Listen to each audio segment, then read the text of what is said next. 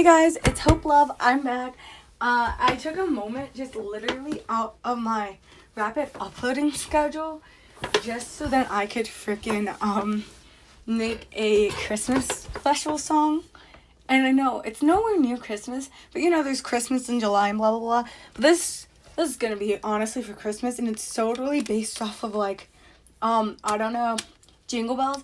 And I was just remembering the special Jingle Bells version they had and an animated Batman show, and I totally just had to sit down and write it. Don't forget to like and subscribe, and viewer discussion is advised. Now I am gonna tell you this, that my book, my new Star Wars book, Legend, it's a Legends book, but I don't give a fuck because Legends is my canon. Yeah, this is definitely PG-13.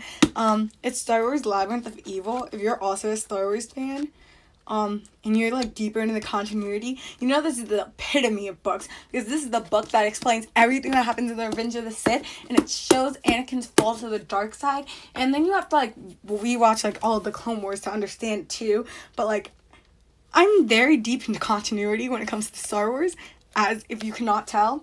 I mean, I have all the Harry Potter books, but come on. This is a New York Times bestseller, and they're like, no, you're gonna be Legends now. Screw you, Disney. You can't tell us what's not, freaking canon or not. I mean, we all know that you're probably gonna use Filoni's loophole to make to make the whole entire sequel trilogy uncanonized, because you're gonna be like, oh, world between worlds. Yeah, I know, Star Wars rant right here. Yeah, but they're gonna use the world between world, different timeline shit, mumbo jumbo. It's really good. If you go into the continuity, actually, you'll understand it. I really like how Filoni did that in Star Wars Rebels. But anyway, that's besides the point. This is Draw the Line. This is the 20th one I've made now. And this is Realized Feelings, Chapter 20.2 by Kate Alex. 2 T's, 2 X's. By the way, I might have more time to do this because my parents Paul's Hamilton. You've had to watch the other ones to understand it. If you haven't watched them all yet, I'd highly advise you do, because you get to hear funnier rants, and you also get to hear the whole entire story. I don't know. If this is the first one you're finding, just go and click on my channel button down below and you'll get to it. Sorry if this video is going to be a little long, but I had to rant. When they arrived in the Three Broomsticks, it was quite packed, and they barely got a table. They sat down in a small booth in a back corner. It was a bit cramped, and their knees were brushed against each other under the table. Harry cleared his throat, and Draco looked up at him. He was about to say something when the waitress arrived. Oh shit! They're like, screw you, waitress, at their table. What can I get for you? She asked with a bright smile that slightly wavered when her eyes landed on Draco. 2 butterbeers, please, Harry quickly said, because you can't take my man. I'm sorry. Noticing the look, and the waitress hurried off without a second glance at Draco. Oh yeah, because you come at my man, I will kill you. Draco let out a sigh and picked up the table. I'm sorry, Harry murmured, watching Draco's fingernails weird across the edge of the table. For what? It's not your fault. It's my own for the things I did. Harry suddenly reached across the table and grabbed onto Draco's hands, stopping them from continuing to worry the table. Draco startled a bit, but didn't make a move to pull away. It's not your fault. You didn't have a choice. You wouldn't have said that last year, Draco mumbled, dropping Harry's gaze and looking around to his hand. Well, I didn't understand what I do now last year, Harry said sternly. Draco, look at me, When Draco finally looked up at Harry and continued, "You were put in a tough position, and you can't be blamed for that. And even in that position, you still found a way to save my life. You risked your own safety to help me and I'll never forget that. You had a part in defeating Voldemort, too. That goes for your mother as well. She saved my life, too, and I'll be grateful for that. I'll be grateful to both of you." Harry and Draco looked at each other. A certain urge to kiss Draco passed through him. I knew it. He just about to lean in when he heard somebody clear their throat over the table. Harry looked up and saw the waitress come back. Oh! I'm sorry.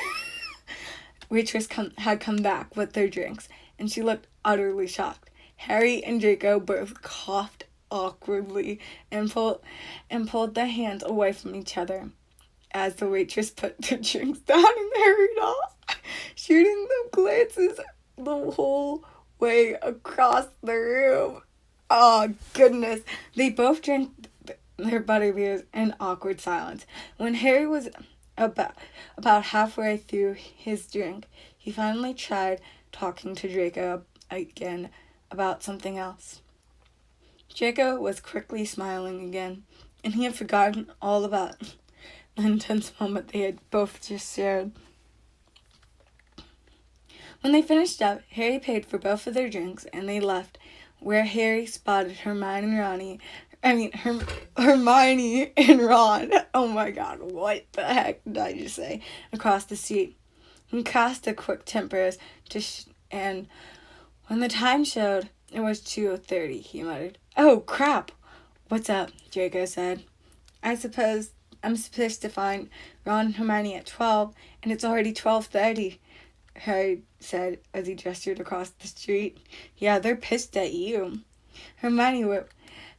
Ron and Hermione were walking together.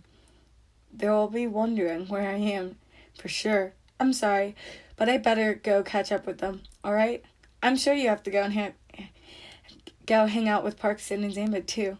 "Yeah, of course, no problem." Not like he's sad on the inside and dying. "Thanks a lot, Draco," Harry said with a smile. "I'll see you later back at the castle." With that, Harry rushed across the street to meet up with Ron and Hermione. Curse you, Ron and Hermione, you should have never showed up. "Hey guys," Harry said as he came up behind Ron and Hermione. "There you are, finally. I thought you were going to be with Malfoy all day," Ron complained. "I told you I had to be with Draco for 2 hours today for the punishment," Harry laughed. "Draco?" Hermione questioned. Her eyebrows raised at him. Harry blushed. For the first time, he called him Draco in front of anyone. They were on first-name basis now, sure, but Harry didn't actually call him Draco when it wasn't just the two of them. "We're on first-name basis now," Harry replied, trying to hide his blush, but Hermione noticed it anyway. Her eyebrows used an extra recognition. Since when?" Ron said in a tone incontinent. I don't know. He knew that Harry and Draco had seemed to be getting along better, but Harry had assured him that they weren't anything more, and felt angry that Harry would befriend someone like Draco. Hermione, on the other hand, felt angry that Ron's complete oblivious and the tone he used, especially when Harry was obviously feeling so pretty happy about it. Harry suddenly felt embarrassed and about liking Draco as he remembered just how much Ron hated him.